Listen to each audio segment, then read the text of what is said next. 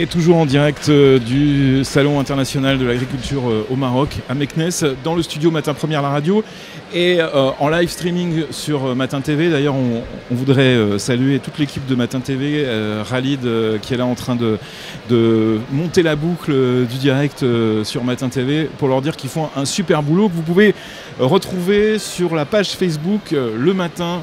Et vous pourrez comme ça suivre l'intégralité du SIAM 2017 sans aller au SIAM 2017, ce qui est quand même absolument génial. Notre invité, alors, encore un groupe emblématique du Maroc. Hein, là pour le coup, tout le monde connaît ce groupe, c'est le groupe Koutoubia. Et on est très content de recevoir le docteur Ahmed Daoudi. Oui. Docteur, franchement, et puis votre carte, on a l'impression que c'est une carte du FBI. Hein, on est content de vous recevoir parce que effectivement, je suppose d'ailleurs, parce qu'il y a de plus en plus de visiteurs et ça va continuer à partir de demain avec tout le public qui va arriver. Je suppose qu'on vient sur votre espace un petit peu comme à la maison. Hein. Ah, bien sûr. Chez nous actuellement au SIAM, merci tout d'abord de m'avoir invité. C'est normal, vous savez, c'est normal. Je salue les auditeurs, les gens qui nous occupent actuellement. C'est vrai, du SIAM, le groupe il est tout le temps au SIAM. Et cette année-ci, de nouveau, on a relooké notre stand de manière à pouvoir transporter complètement une usine en miniature, de manière à pouvoir montrer aux visiteurs comment on travaille. Vous avez été toujours transparent sur vos unités de production. Hein. Voilà, même les unités de production, nous avons des couloirs visiteurs. Exactement. Et avec des baies vitrées. Et les portes sont tout le temps ouvertes à toute personne qui veut venir visiter l'usine. Mais je vous encourage à y aller parce que c'est vraiment très intéressant. Très intéressant. Pourquoi? C'est simple.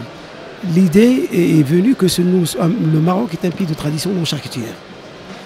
Le domaine de la charcuterie, ça fait presque 35 ans que nous sommes vraiment en phase parce qu'on voit les unités structurées où on peut parler d'une industrie.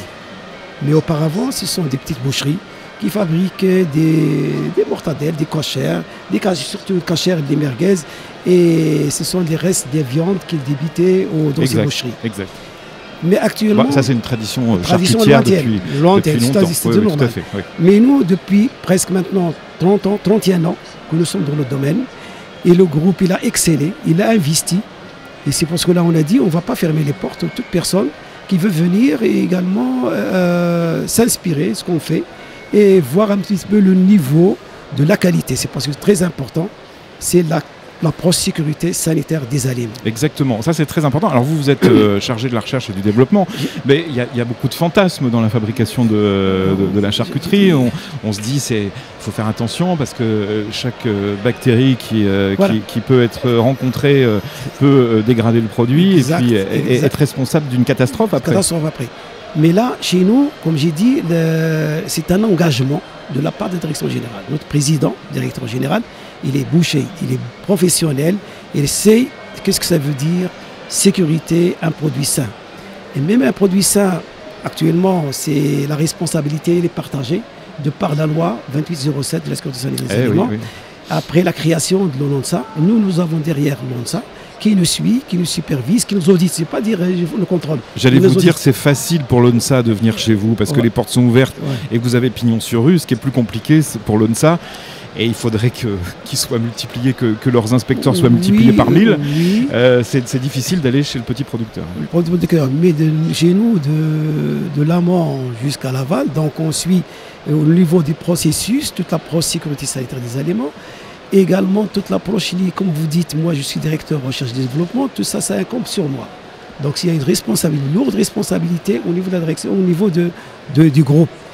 D'ailleurs, nous, on anticipe les attentes du consommateur, en plus des attentes sécurité. Il y a également toute l'approche liée à la diversité des produits. Et comme j'ai dit, on a transporté notre usine ici sur place, de manière à pouvoir montrer aux gens, voilà nos produits que nous exposons, on expose des certain nombre de produits. Même ces produits, ce n'est pas la totalité, nous avons presque 200 ou bien 250 produits différents. Mais l'idée, c'est que de reméner un certain nombre de machines et également pour comment on fabrique ce produit. Parce que Thomas, Les gens sont curieux de connaître un petit peu les process, les expliquer l'usine. Oui. Vous ressentez ce besoin, c'est un engouement. C'est nouveau. C'est nouveau, on ressent cet engouement. Pourquoi? Parce que les gens ils se branchent maintenant sur Internet. Ils n'arrivent pas à avoir des explications, surtout concernant toute l'approche liée à la variété des viandes, la variété des produits. Et également, les gens, dans mon email ou bien dans mes appels téléphoniques, c'est surtout les additifs alimentaires. C'est vrai, il y a un certain nombre d'éléments sur lesquels complémentaires, en plus de la viande, ce sont des épices, des assaisonnements et des additifs alimentaires qui sont nécessités par la technologie. Mais ce que nous en rajoutons dans nos produits, c'est simple. Il n'y a pas 36 000 additifs, même les œufs, tout ça, c'est à oublier. Et je le dis, je le répète, en plus de l'approche halal, c'est également un engagement. Halal, c'est-à-dire un abattage rituel musulman. Il n'y a pas d'additifs d'origine, il n'y a pas d'ingrédients d'origine porcin. Il n'y a pas également d'ingrédients d'origine alcoolique. Concernant cette approche d'additifs, c'est vrai, il y a la loi, elle est claire là-dessus, et les arrêtés qui sont clairs là-dessus. Donc nous, on respecte, c'est la sincérité, on respecte les doses prescrites et on ne dépasse pas également les limites qui sont autorisées par les réglementations. Les consommateurs, ils sont inquiets, ça répond à une inquiétude, on se dit c'est un grand groupe, ils fabriquent dans grande quantité, donc peut-être que tout n'est pas respecté. Du coup, ça permet de répondre à ça, cette démarche. Mais ça, c'est une bonne question parce que la conscience du consommateur se développe, on va dire. La conscience du consommateur comme on peut la trouver par exemple en France, c'est-à-dire qu'on fait de plus en plus attention à ce qu'on mange, à comment c'est fait, etc. Oui, etc. Bon, on va pas arriver jusqu'à, vous savez, des fois, vous regardez peut-être les télévisions internationales, on a des sujets sur le phosphate dans le jambon, des choses comme ça. Et vous le sentez, ça, que les consommateurs sont... Actuellement, là où nous sommes arrivés ici au Maroc, au système heureux d'avoir un consommateur qui est avisé, averti. Et la même chose que s'est passé en France ou ailleurs, dans l'Union européenne ou ailleurs. Oui, ça se passe aux États-Unis. Aux États-Unis, tout le monde il est maintenant soucié de sa santé. Et il y a un certain nombre d'éléments qui viennent à l'esprit du consommateur lorsqu'il va acheter. Il ne se soucie plus au prix. Actuellement, ce que j'ai remarqué, soi-disant au niveau de la population, on peut dire 10% de la population, même 15%, ils sont soucieux beaucoup plus de la santé. Bah oui, vous savez pourquoi? Parce que vous faites des efforts sur les prix. Oui. Vous faites des efforts sur les prix parce que vous avez peur. Mais on rejoint ce qu'on disait avec Danone, par exemple. Pourquoi c'est si difficile d'augmenter, par exemple, le prix d'un yaourt? C'est parce que, voilà, comme vous êtes une marque qui fait partie de l'ADN des Marocains, c'est difficile d'augmenter les prix. Vous êtes obligé de respecter ces prix-là. C'est peut-être difficile pour vos marges, mais c'est comme ça. Donc effectivement, comme je suppose que les consommateurs sont avisés, ils savent exactement où se trouvent les meilleurs prix, etc. etc. Donc du coup, ils s'intéressent à la qualité.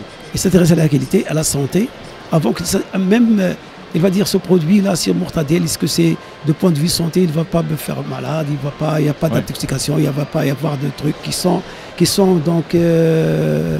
qui vont me rendre malade.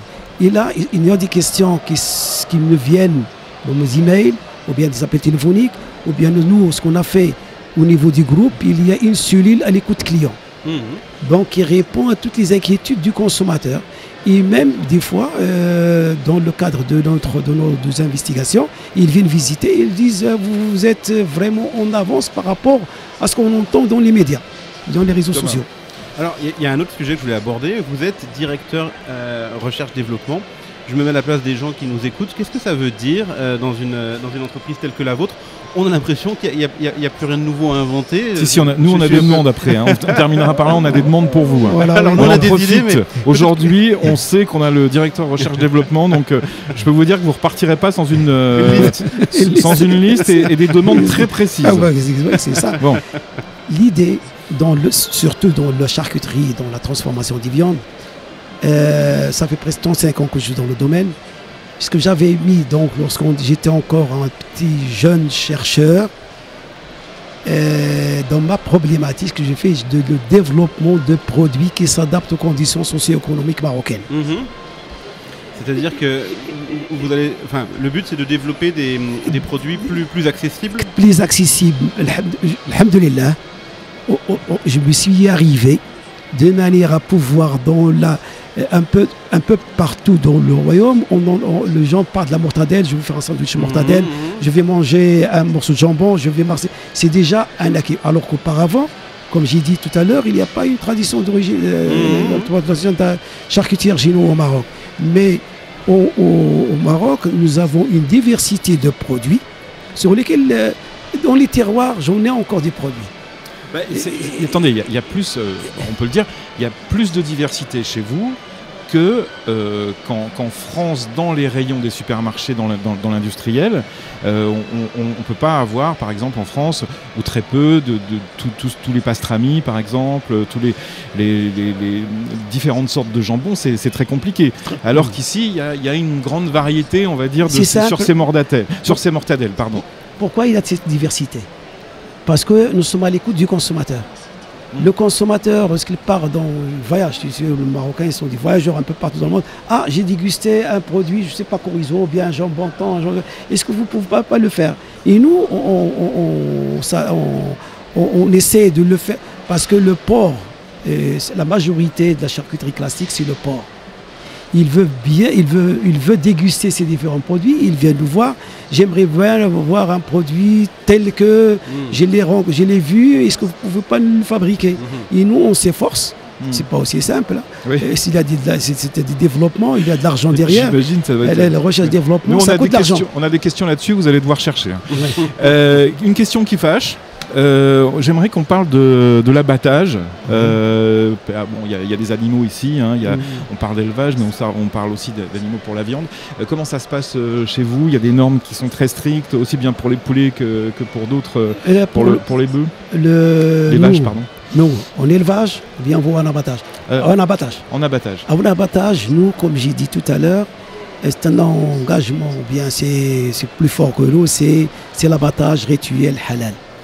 C'est-à-dire, il n'y a pas d'anesthésie, ni pré-anesthésie des animaux. Donc, les éléments sur lesquels nous avons des procédures qui sont faites pour pouvoir ne pas faire trop attendre l'animal au niveau des quais de réception. Et après, c'est un couteau bien aiguisé, déjà au niveau du hadith ou bien du Coran. C'est-à-dire il ne faut pas faire souffrir l'animal à l'abattage. C'est-à-dire avoir un couteau bien aiguisé. Le sacrificateur qui est également n'importe quel musulman qui est aqil, c'est-à-dire avec sa conscience, c'est lui qui abat. Donc il n'y a pas de souffrance d'animal. Il faut qu'il y ait une signée complète. Donc dans ce sens, on suit nos instructions qui sont donc dans le hadith ou bien dans le Coran. En ce qui concerne les poulets, combien de jours pour les mener à terme?